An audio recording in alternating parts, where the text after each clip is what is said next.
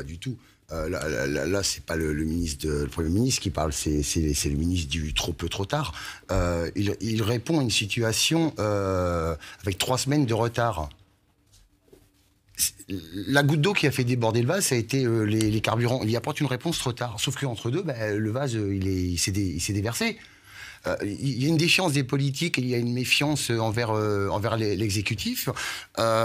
Et aujourd'hui, il n'y a eu aucun discours tangible, il n'y a eu aucune mesure réelle d'annoncer qui pouvait vraiment permettre aux Gilets jaunes de dire on a été entendu. Moi, ça me rappelle la fable de Jean de La Fontaine avec le renard qui essaie de faire lâcher le camembert au corbeau. Mais enfin, sauf qu'on n'est pas des corbeaux, c'est pas ce que les gens demandent et c'est pas un simple discours avec une suspension momentanée qui va calmer les choses, certainement pas. Berger, le camembert est trop petit pour les Gilets jaunes. Pourquoi cette suspension? Pourquoi pas tout simplement une suppression?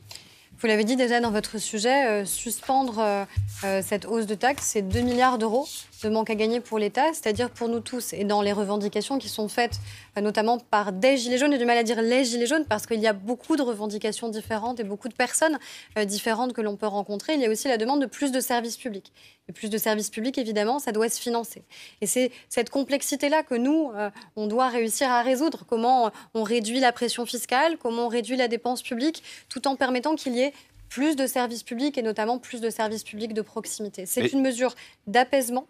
Et moi, j'espère que cette main tendue, elle sera saisie. Le Premier ministre l'a tendue à plusieurs reprises. Vous avez vu que les délégations de Gilets jaunes devaient se rendre à Matignon, qu'elles y ont renoncé parce que les personnes ont été elles-mêmes menacées par des gens à l'intérieur du mouvement. Et je pense qu'il faut absolument qu'on arrive tous collégialement, qu'on soit tous responsables, y compris celles et ceux qui ont lancé ce mouvement, pour que cette pression se calme, pour que cet appel au calme soit réel, parce que personne ne mérite d'être menacé, pas plus ceux qui sont dans le mouvement depuis le début, monsieur, que les Français. Je vais vous répondre. Notamment. Thierry-Paul Valette, vous entendez ce discours de l'apaisement ? Oui, alors mais j'entends le discours de l'apaisement, mais bon, c'est pas avec un gouvernement de la rustine, on déplace, on colmate, etc., qu'on arrivera à quoi que ce soit. C'est un constat. Maintenant, vous parlez de menaces de mort. Moi, je ne sais pas de quel type de menaces de mort. C'est ce que les Gilets jaunes ont dit eux-mêmes en disant je renonce à venir parce que j'ai été menacé de mort. Bien sûr, je l'entends. Sauf que moi, je ne sais pas de quel type de menaces de mort il s'agit. Moi, je suis sur les réseaux sociaux depuis une dizaine d'années. Des menaces de mort, j'en ai à chaque fois. Tout le monde en a. C'est la véhémence et je les dénonce et je suis contre. Mais c'est pas le sujet. C'est l'un des sujets, la violence, monsieur, parce que cette violence-là, elle est inacceptable, elle frappe les Français, elle frappe les commerçants, elle frappe les artisans. Bien évidemment, mais le sujet, là, c'est les Français qui en ont vraiment marre, les Français qui souffrent, les Français qui demandent à être entendus, des Français qui sont dans une situation de précarité. Non, ils n'ont pas été entendus parce qu'il n'y a eu aucune mesure. Et les mesures, c'était la revalorisation des salaires, il n'y en a pas. Les retraités, est-ce qu'ils sont pris en compte? Pas du tout. Au niveau du SMIC, il n'y a strictement rien de fait. Remise en place de l'ISF, pas du tout. On a juste dit on va suspendre pendant quelques temps, on va en débattre. On va pas déplacer, monsieur. On a dit on n'a pas élu un président de la République pour débattre. On a élu un président de la République pour agir. Pour trouver des solutions. C'est ça, pour trouver des solutions. Laissez répondre Aurore Berger. Là où je suis d'accord, c'est qu'en effet, les Français ont élu un président de la République. Les Français ont élu des parlementaires. Et ils nous ont élus pour agir et pour mettre en œuvre un projet qu'ils ont choisi et qu'ils ont choisi librement. Si vous avez un projet alternatif, je vous invite, vous et l'ensemble de celles et ceux qui sont membres du mouvement des Gilets jaunes, à vous présenter à des élections. On aura des élections européennes dans quelques temps. Pourquoi ne vous présenteriez-vous pas à des élections pour confronter les Français au projet qui est le vôtre peut-être? Et aussi pour choisir les priorités qui seront les vôtres. Quelle sera la priorité, par exemple, de ce mouvement? Qui portera demain ce mouvement? Moi, je serais très curieuse. Vous savez, les personnes qui ont rejoint La République En Marche et qui se sont présentées, ceux qui sont mes collègues aujourd'hui, ils étaient citoyens et ils ont fait un choix d'engagement. Vous êtes citoyen, vous faites un choix d'engagement aujourd'hui dans un mouvement qui a pour liant principal, en effet, une colère qui s'exerce. Moi, je pense qu'il faut transformer cette colère dans un engagement qui est positif pour le pays. Nous, c'est ce qu'on a fait. Et j'invite celles et ceux des Gilets jaunes qui le souhaitent, évidemment, à prendre ce chemin de l'engagement et de la démocratie en se présentant aux élections. Et nous, on fait les choix pour lesquels on a été élus. Gilles. J'ai une question à chacun d'entre vous. Et d'abord, une question à Aurore Berger. On voit qu'il y a quelque chose qui ne passe pas dans les mesures de ce matin, c'est le côté temporaire de la suspension de la taxe. On sait tous que sa taxe, elle ne renaîtra pas. Aucun gouvernement ne prendra le risque de faire ressortir des gilets jaunes dans la rue si vous parvenez à les faire rentrer chez eux. Pourquoi ne pas dire à votre interlocuteur en face qu'il y a toutes les chances que cette taxe ne voit plus jamais le jour? Manifestement, il a envie de l'entendre et c'est la vérité. Déjà, ni vous ni moi ne pouvons dire aujourd'hui que c'est une vérité. Pour une bonne et simple raison, c'est qu'on a dit qu'on lançait des débats sur l'ensemble des territoires sur cette question-là. Ou alors, on renonce à toute ambition écologique aussi. Et c'est pas ce pourquoi on a été élu. C'est pas pour renoncer. C'est pas pour être lâche sur cette question et se dire c'est pas grave. Ceux qui viendront après nous se débrouilleront avec la dette écologique et finalement, ça nous regarde plus. On peut pas avoir dit à des Français depuis 1 an et demi et pendant la campagne, on a 50 000 personnes qui meurent chaque année de la pollution de l'air et dire on le balaye d'un revers de main parce qu'on a des revendications qui nous sont faites. Et puis, on n'a pas non plus... C'est pas parce que la colère s'exerce que la colère, elle est forcément légitime et qu'on doit forcément céder face à cette colère.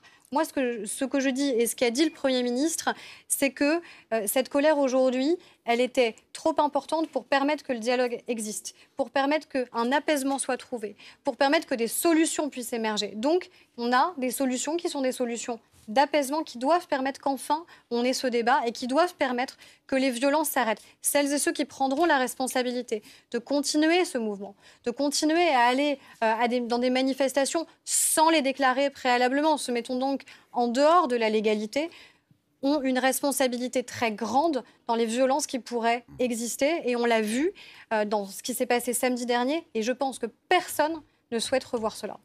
Eh ben, on va poser la question à Thierry-Paul Valette. Est-ce que vous appelez à une nouvelle manifestation lundi partout en France et particulièrement samedi. À Paris samedi, puisque vous êtes le coordinateur des Gilets jaunes de Paris. Vous appelez à une nouvelle manifestation parisienne? Je vais quand même, entre les mots de ma réponse, répondre à Aurore Berger, parce que je suis quand même assez choqué. Vous mettez en avant le nombre de morts personnes qui meurent liées à la pollution de particules fines. Vous avez annoncé mais bon, il faut savoir qu'il y a des gens c'est qui... vrai, monsieur.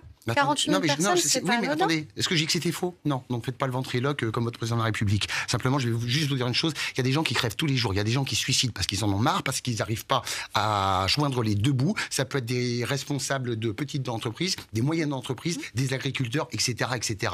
Donc ça, il faut en parler aussi et arrêter de prendre toujours les victimes de l'écologie, les suspensions fines et tout ce qui va avec. C'est pas du tout le sujet. Maintenant, il faut apporter une véritable réponse à une demande qui est faite. Alors, moi, quand j'entends dire, c'est pas compliqué, vous créez un mouvement, vous créez un parti politique, je veux dire que c'est pas compliqué, vous présenter à des élections, ça nécessite un peu de courage. Vous présenter à une élection européenne et le tour est joué. Non, les gens sont pas dans la rue aujourd'hui pour faire un parti politique et pour aller voter demain. En Italie, ça s'est passé comme ça. Ça s'est passé comme ça. En Italie, le mouvement 5 étoiles, ça s'est passé comme ça. Ils ont pris le pouvoir, ils ont obtenu des choses. Donc, il y a effectivement un débouché politique éventuel si vous voulez faire des choses. On est en France, on n'est pas en Italie. C'est comme on n'est pas aux États-Unis non plus. Les Français sont des Français, sont peut-être des Gaulois, mais enfin les Gaulois, ils se laissent pas faire. Donc, en tous les cas, la suite, elle est très simple. Il faut déjà suspendre et annuler ces taxes. Point barre. Maintenant, 2 milliards d'économies. 2 milliards d'économies, on veut faire suspendre, puis annuler.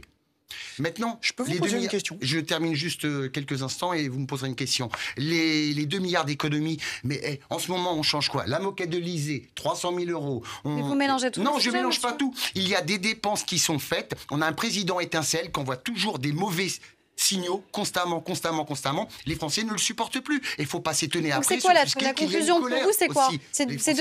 Mais monsieur, ça veut dire. C'est une réalité. Et c'est lié à cette défiance qu'il y a vis-à-vis des politiques. Moi, ce que j'entends dans ce que vous dites, ce n'est pas des revendications sociales, c'est de dire il faut que le président de la République parte. C'est ça que vous êtes en train de dire? Est-ce que j'ai dit ça? Vous dites, dans les propos que vous avez, vous dites vous fléchez tout sur le président de la République. La colère. J'explique une colère. Est-ce que vous souhaitez qu'il parte ou pas?